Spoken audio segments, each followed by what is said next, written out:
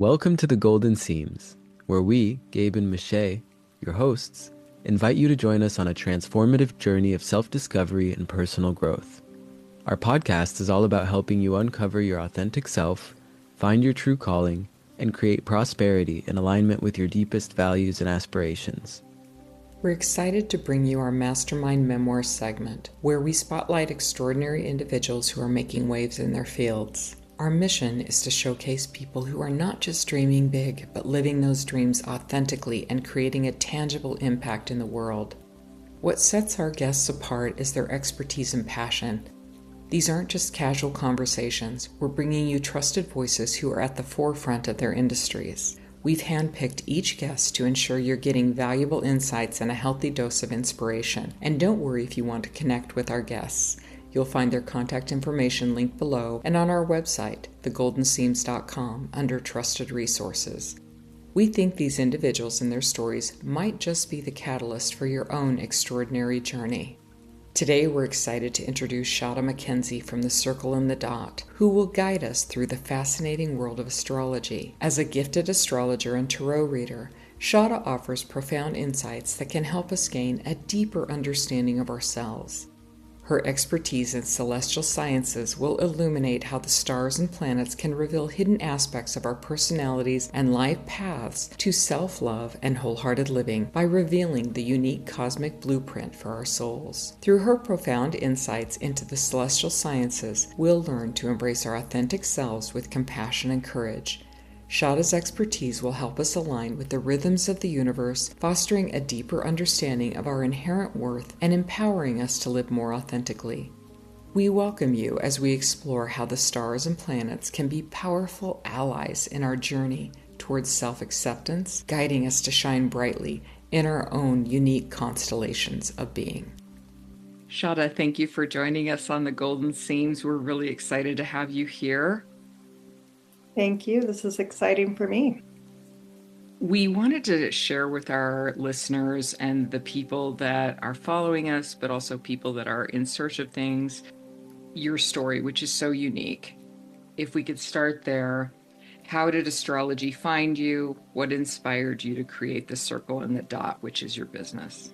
I've always sort of had this connection to the symbolic world and the occult significance of things.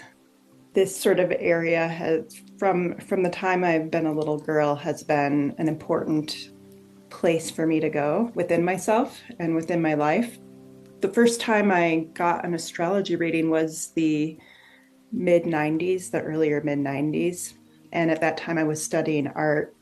The astrologer, he said that he saw in my chart a career change and that I might be more oriented towards the healing arts or the metaphysical arts. And he asked if that was something I was interested in. At the time, I was, but I didn't see it as something that was an actual possibility.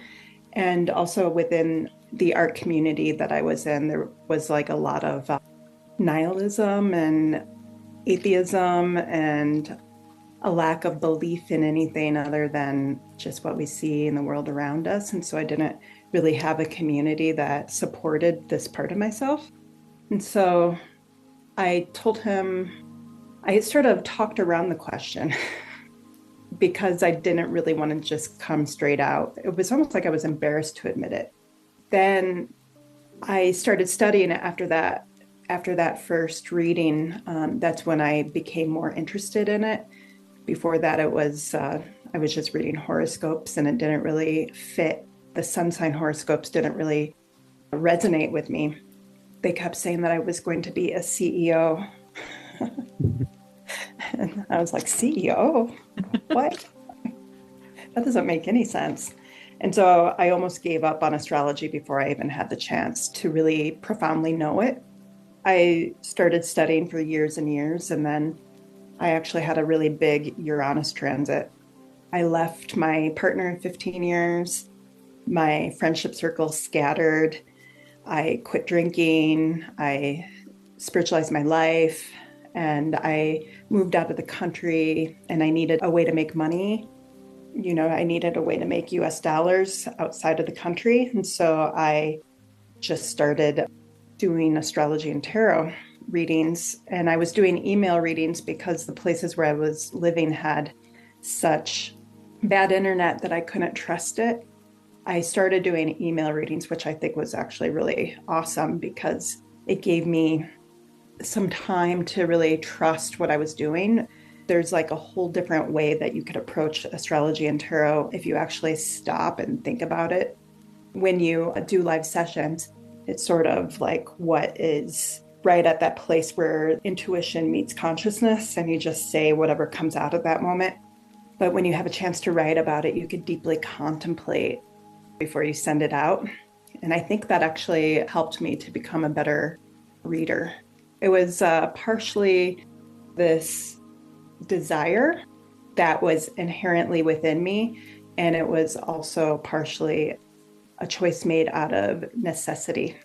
And I think that I wouldn't have been able to do it had I stayed in the United States, because there's like this huge period of having to build a clientele. And I think that's what keeps a lot of people away from it, because it doesn't make a lot of money, especially in a US-based economy, for quite a while.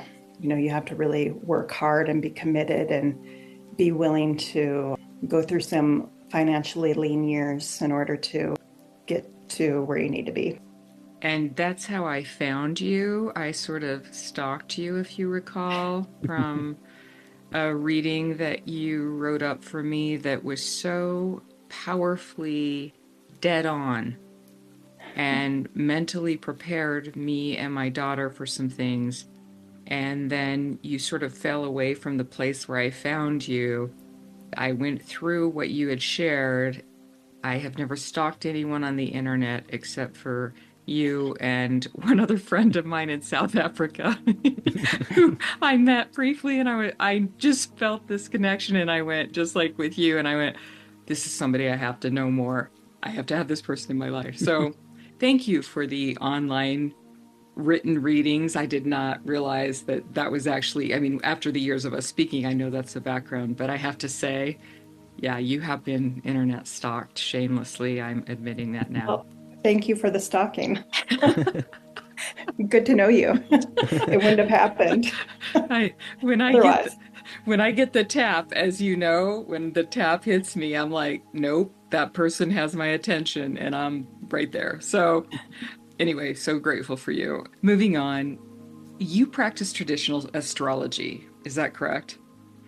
It's a blend of traditional and modern astrology, but I use a lot of the traditional underlying concepts. Can you tell us and explain about those two parts so that we can understand that more fully? Yeah. We extend our heartfelt gratitude and welcome to all of our listeners, subscribers, followers, and especially our cherished Patreon members. Your unwavering support and acts of sharing, whether through quotes, tags, or conversations, ripple out, touching lives and growing our community. Every gesture, no matter how small, resonates deeply and affirms the importance of this journey we're on together as we build and grow the Golden Seams community. You are the catalysts of change, and we're profoundly thankful for your presence and for having the courage to take just one step to begin embracing your true magnificence, especially if it's with us. For full-length discussions, exclusive content, and easy-to-use tools designed to effortlessly support your authentic transformation, subscribe to our Patreon, The Golden Seams. Don't miss out. We welcome you to join our growing community and dive deeper into the topics you love.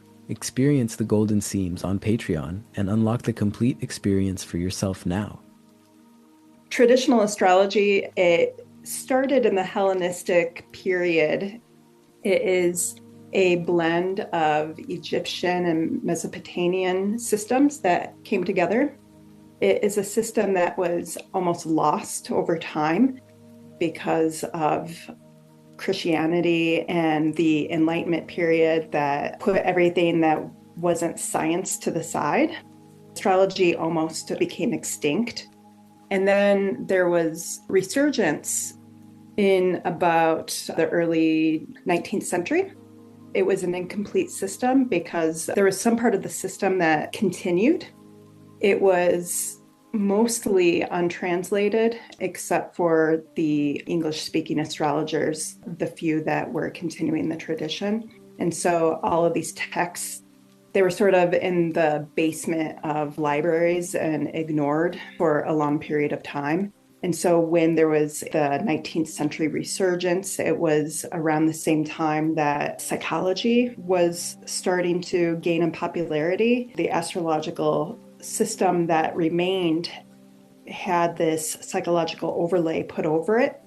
It sort of became a map of the psyche rather than a way to make concrete predictions. It was more like, how will I feel about what happens with my parents? What is it, how is it going to affect me, this friendship? And it was psychologically based, but actually the original system was a way to make concrete predictions.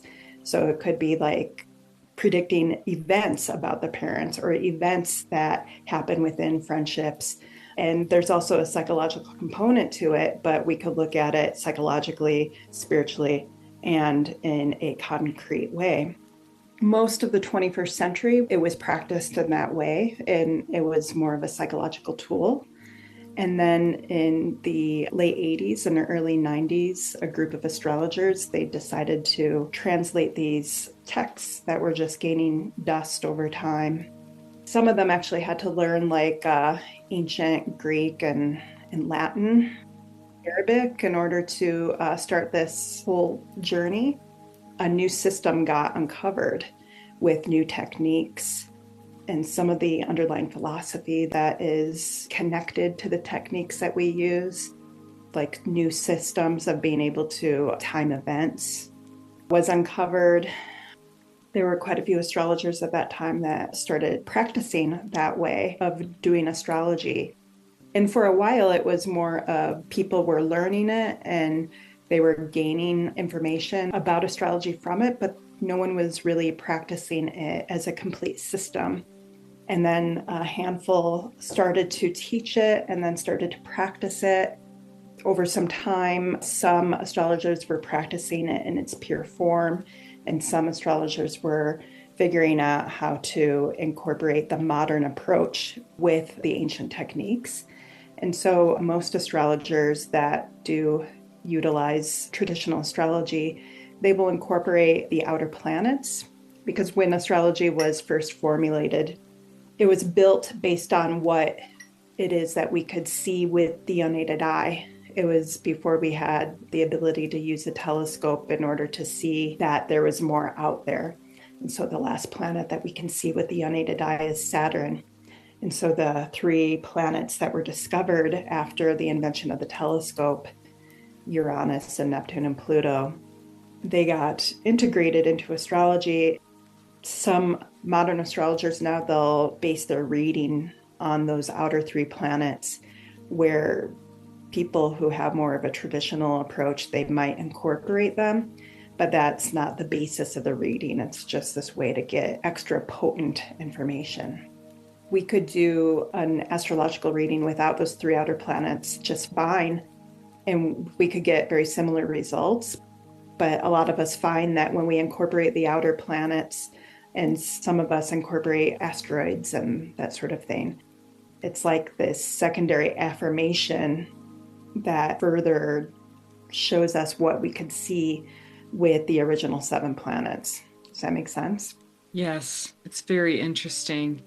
Tell us about how you incorporate these different techniques into your practice, but also astrology can feel really abstract to people, especially if they're new to it.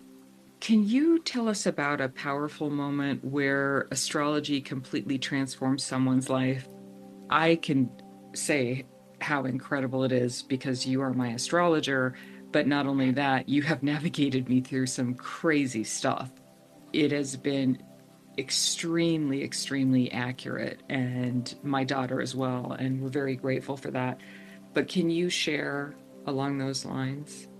Well, I'm thinking of several examples of readings that I just gave, but I think that one thing that is powerful way of using astrology is to know in advance that we're going to move into this period And it could be a period that is deeply profound and has a lot of potential to bring up stuff that's going to be a catalyst for our growth. We know this because the astrologer tells us that we're going into the period, and it might sound really abstract at first. It might not really be resonating. But then as we move into that period of time, we start to get real lived experiences that coincide with what the significations were showing in the chart. I think that it's helpful for a lot of people to make those connections and to see and to understand that it's more than just these events that are happening really fast and maybe sometimes out of our control, sometimes contrary to what we want. I think an astrological reading can give that meaning and significance. And so we understand that what it is more important than just a series of events happening to us. That could give us a little bit of perspective, even before we have the perspective of time to look back on something. Astrology also can give us the ability to see how long the cycle is going to be that we're moving through. It can help us to place ourselves within it. Sometimes I think that when we're going through something really intense, if we didn't have an understanding that there's an ending point or there's a point where this peak experience is going to begin to go to the decline phase, it might be harder for us to go through it. But to know that eventually we're going to get to the other side can be a very useful tool for us. And also, if we are about to go into a more important phase that has a lot of potential for growth and opportunity, I think that it's helpful to know that as well, because it gives us some perspective that we need to maybe make the most of that time, because sometimes we think that when we're at the top of our game that it's going to last. And that's not the nature of time. Things build and then they peak and then they decline, and then it gets reset and it builds and it peaks and it declines. If we know that also when we're in like a significant period that where we're like seeing a lot of fruition of good, positive things in our life, to know that just like everything else, that has its period of time as well.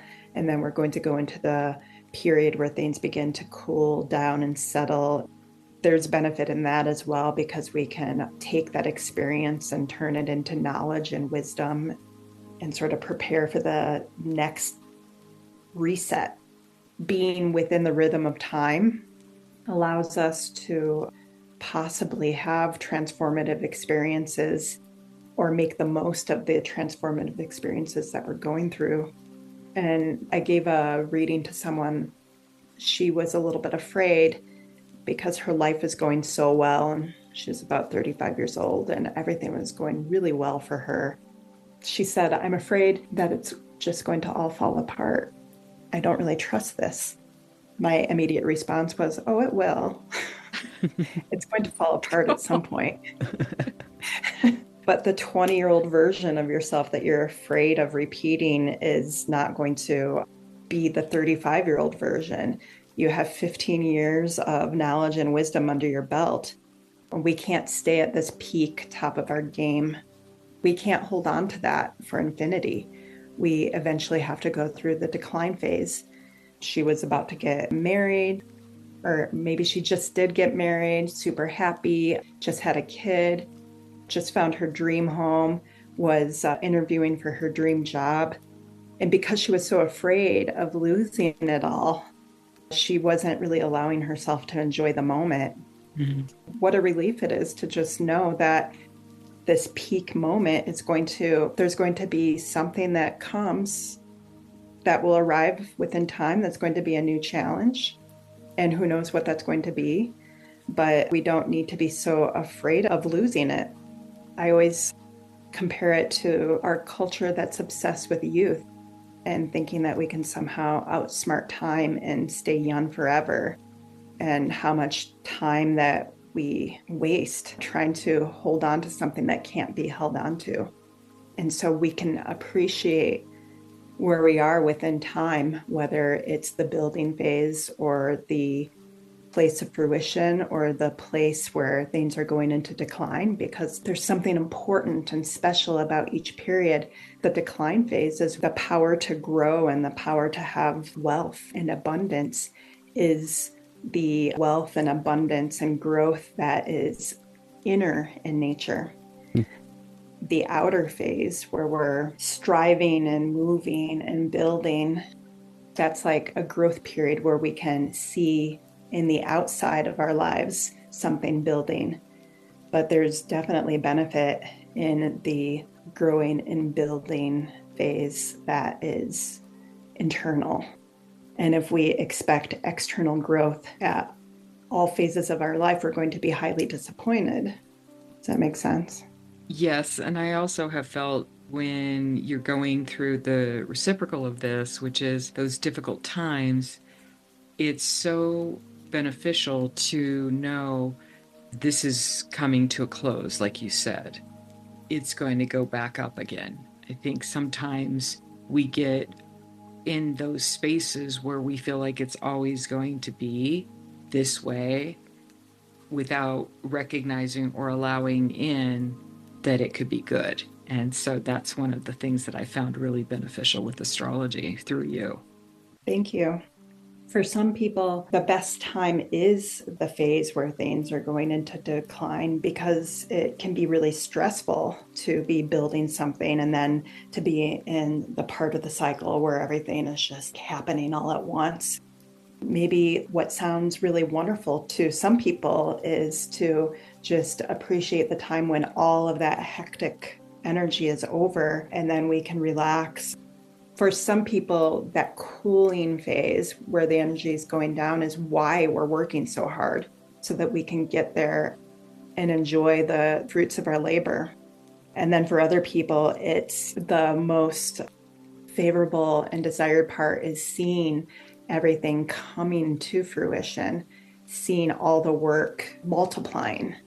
And for some people, it's the time in which we have a new idea, we're building on it and we're growing it, and it feels very creative and exciting, and we have a vision or a goal and we're moving towards that. For those people, once that goal is achieved, there could be a sense of loss, because what's next? And that decline phase is important, even though it might not feel good. That decline phase is allowing the seeds from the previous cycle to fall and prepare the way for the next phase.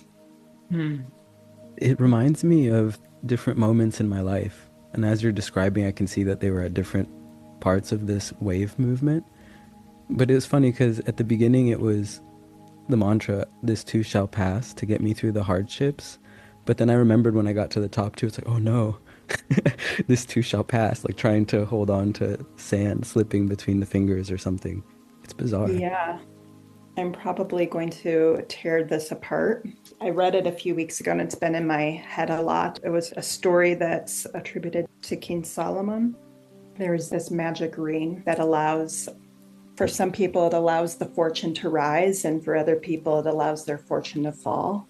King Solomon sent someone out to find this ring so that he could have this power. The person found the ring right before the time allotted to find the ring. And it was just like your basic gold band, but inscribed on the band, it said, "This too shall pass." Oh, wow. And so for those of us who are at the top and we're in this place of kingship or mastery, it's just that after that peak, there's the decline. And for those of us who are lowly, experiencing struggle and hardship, that also is going to pass.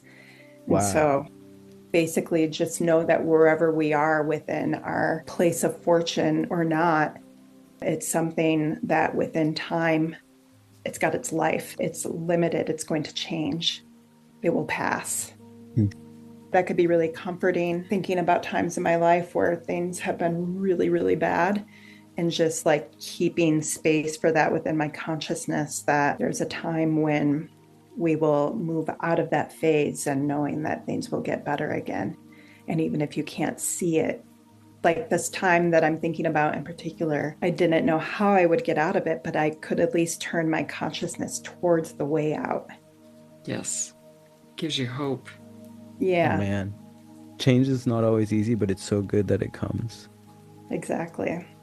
And then whether we experience the struggle in the beginning, the peak, or the end phase, if that's the hardest for us, we can use astrology to maybe more consciously go through each of those phases, get more out of those phases, and maybe recognize that it's not just a misfortune befalling upon us, but it's something that we all must go through while we're incarnated in these bodies. That brings me to wanting to talk about relationships because they're such a crucial part of our lives. How do you use astrology to help your clients and people understand their relationships better? I know that you've helped me a great deal in this area. How can astrology help us better understand our partners, families, or the relationships? Also, I'm just curious, there's a lot out there, and I've never had this done, where you can compare two natal charts, will reveal whether two people are truly compatible or if there's going to be surprises and how their relationship's going to unfold. Talk to us about relationships and sort of how you address that. Mm-hmm. When I give a relationship reading, I don't think of it in terms of compatibility or incompatibility because I don't want to give myself that amount of power to tell two people that they shouldn't be together. Who am I? That is a little bit ridiculous. And I definitely am not enlightened enough to know who should and who should not be together. So instead, the way that I approach it is I think of I look at it in terms of why these two people came together. What are these points of connection that are either challenging or easeful? If two people come for a reading, I show them those points of connection that are challenging and the importance of that, and also the importance of being in partnership and how we need those challenging points of connection with other people so that it could catalyze our growth. I believe that we come together to learn more about ourselves and to gain consciousness where we don't have consciousness, and to allow the relationship to be a mirror that reflects back to us what we need to develop within ourselves. I've spent years where I haven't been in relationship, and I've been in this little bubble where everything is very copacetic without very much strife, because I create this little microclimate that sort of fits the person that I am at that particular moment in time. It's like you could create this place where you don't have any of these triggers, but those triggers, when we come into relationship with another person, can be highly beneficial because we need to look at certain parts of ourselves. And so I'm thinking about this time in my life. I was living in the mountains and I wasn't going into town very often. I would just take hikes and be with my dog. That was a nice little period in my life, but I was also lonely. And when I started a relationship, that was a big catalyst for me to gain in consciousness where I lacked consciousness, to see the parts of my nature that are a little weak, that the other person, like if I want to have a successful relationship, I might need to develop that within myself. Coming together with another person and looking at each of the charts, it shows different styles of being in the world. Some people might prefer to connect intellectually. Some people might prefer to connect through the heart. And if someone is highly heart-based and wanting to share this deep intimacy, but they don't have a strongly developed, rational, logical part of their being, coming together with someone who does have that more fully developed could help them to recognize that lack and then realize that they might need to open up that part of their lives a little bit more. And some people come together, there's a lot of tension and conflict. That tension and conflict, just by these two people coming together, could be a catalyst. Does that make sense? Yes. Yes. It definitely does. there another part of it that I could open up more? I feel like a lot of people, at least when I was young, right, they start looking at astrology because they want to see if this guy is going to work for him, this relationship is going to work for him. They start looking at just the generalities. Is my sign compatible with this person's sign? This sort of thing. The bigger picture is where you're going with this.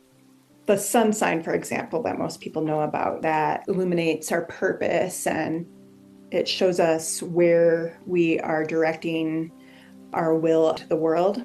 And some people might be doing that in very incompatible ways. Like someone might be really oriented towards career, and another person might be really oriented towards family. In order to make that relationship work, there has to be like other places of compatibility, or you can just allow the difference to be there. Maybe the person who's oriented towards family could be someone who is highly supportive of their partner, who is more oriented towards outward success. And that person that's more oriented towards outward success could help to create stability within the home. And so what seems to be an incompatibility on the surface, maybe someone is highly oriented towards spiritual pursuits and another person might be wanting more material stability. On one level, that's incompatible, but how can those two very different ways of moving forward in the world come together and help to support each other? Do we need to be with someone who's like us? Is that what we need? I don't know. It's all very mysterious. Maybe we meet another person in order to finish some business that we started. If you believe in multiple incarnations, maybe you're meant to come together with someone just very briefly in order to complete some of the business that was started before. And maybe that relationship is only meant to have a certain period of time, that the duration is short. Who would I be as an astrologer to be like, no, you don't want to be with this person. Right. I don't want to have that responsibility. Mm-hmm. I look for those points of karmic connection. I looked for the areas in which there is harmony. I look for the areas where there's challenge. So I gave a reading to a couple about a year ago, and they were like, this is just way too hard. They were thinking about breaking up, and they had a kid together, and they didn't see how it was going to work because there were so many challenges. But the reading helped them to see the importance of the challenges. I showed them that they could leave, but those weak areas in each of their individual charts were still going to be there, and they would go into the next relationship with those same sort of relational patterns that they would have to try again with the next person.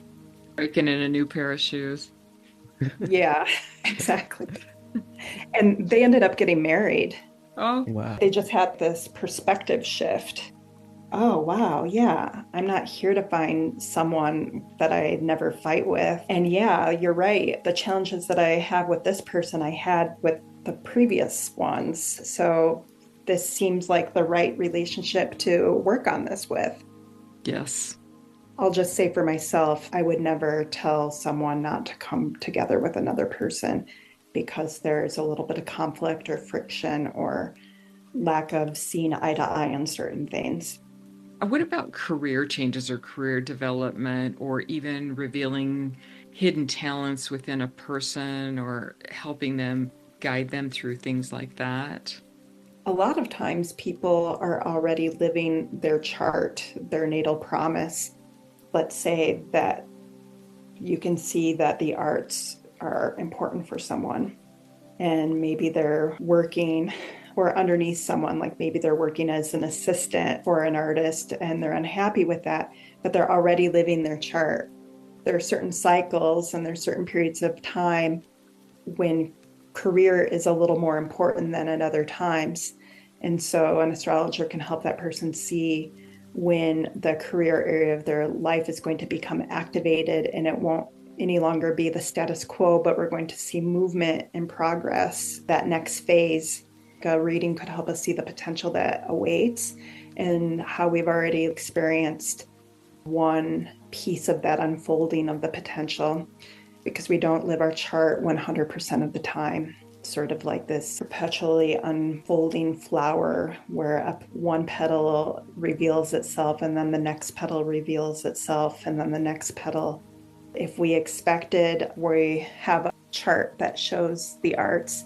If we expected ourselves to already be signed to a gallery and to be selling out shows when we're in a phase where it's not really allowing for that, we can appreciate that maybe this phase that we're in is a learning phase, and working with another astrologer as an assistant is a really important step, so that when that time comes where things are really beginning to flower and peak, we've done a lot of the groundwork.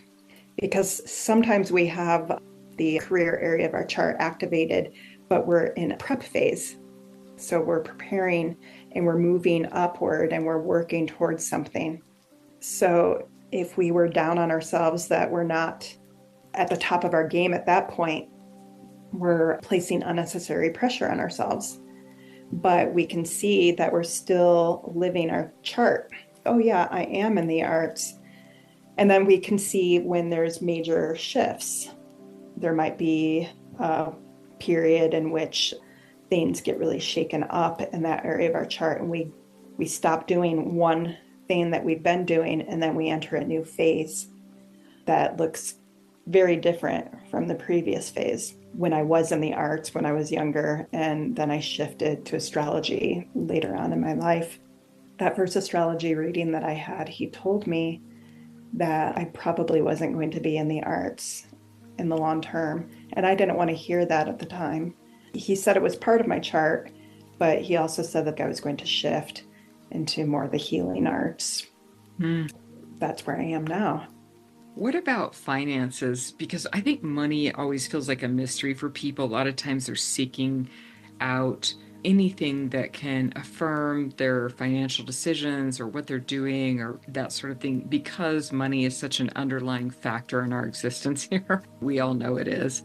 What role could or does astrology play in understanding even financial cycles, things like that, or can help guide a person into understanding? I know we've talked about this ebb and flow and up and down and so forth.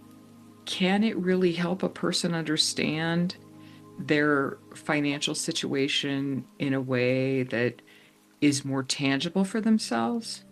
So in everyone's chart, we have certain areas that are more challenging and certain areas that are less challenging. That's based on a lot of different things. But for some of us, the financial area of our chart might be connected to more challenging experiences.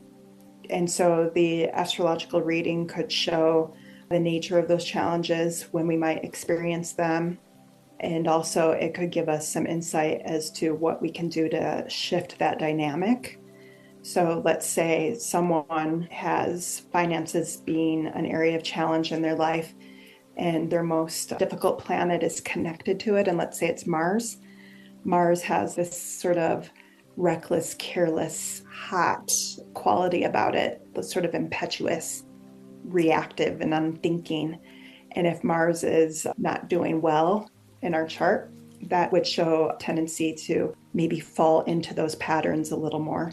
And so we might spend more money than we make, or we might spend it right as we're making it and it runs through our hands. It could show that building a financial nest egg could take a long time. We might not have the patience for that. Sorry, my dog. What I'm trying to say is we can find out if the financial area of our chart is a place of weakness or a place of easefulness. And for those of us who experience cycles of financial struggles or not having a good grasp on our financial wellness. So I was talking about Mars. Let's say it is a planet like Saturn that's more oriented towards things. It's like the obstacles that we encounter, and maybe building a financial nest egg requires a lot of sacrifice, a lot of hard work, a lot of patience, a lot of responsibility.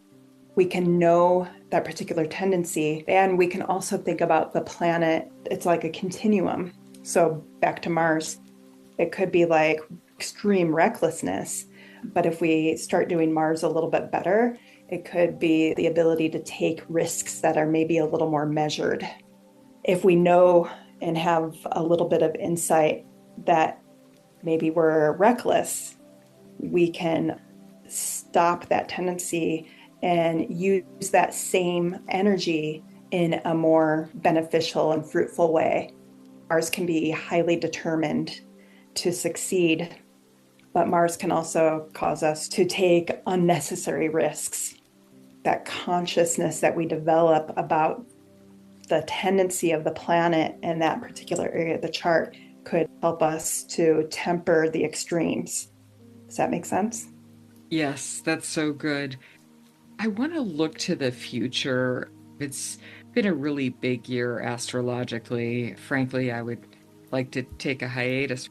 What major events should we be paying attention to, and how might they affect us globally? Just as far as things that we could potentially be aware of. All the stuff that everybody keeps talking about, I almost wish we could go back to when we said Pluto wasn't a planet. I'm kidding, but what can you tell us about that? Whether Pluto is a planet or not, it represents a certain quality of the divine that's going to impact our lives. The scientific understanding of whether or not Pluto is a planet is not going to change what that planet represents. And so it's not only Pluto, but the other three outer planets that we can only see with the use of technology, the telescope, Uranus and Neptune. There's a big shift that's happening. Yes. And right on, yeah. Yes. Yeah, my chart is screaming through me. Yeah. And there's a significant change on the collective and in the personal that could bring a lot of personal and collective challenges. So we're on the cusp of a lot of personal and collective shifts. Planets, when they change signs, it's a significant shift. We're going to feel a lot of changes in the air. Thank you for joining us for part 1 on the Golden Seams podcast. Thank you so much, Shada. We'll put all your information below. It's on thegoldenseams.com. It will be there under trusted resources for the Mastermind Memoir. Thank you so much for your time and sharing and allowing everyone to connect with you. We're so grateful. Thank you so much. I really enjoyed speaking with you. Likewise. If you found value in today's episode, we invite you to like, subscribe, and share it with others who might benefit. We're truly grateful for your presence and participation in this journey of self-discovery and personal growth. Remember, your path to authenticity and prosperity is unique, and we're honored to be a part of it. Until next time, embrace your imperfections and let them be your greatest gifts. This is Gabe and Michelle signing off from the Golden Seams. May you discover the courage to be vulnerable, the compassion to love yourself, and the wisdom to live wholeheartedly. May your path be golden as you find the strength to mend and beautify the broken parts of your life, weaving golden threads through the fabric of your authentic self, just like the art of kintsugi. We'll see you in our next episode.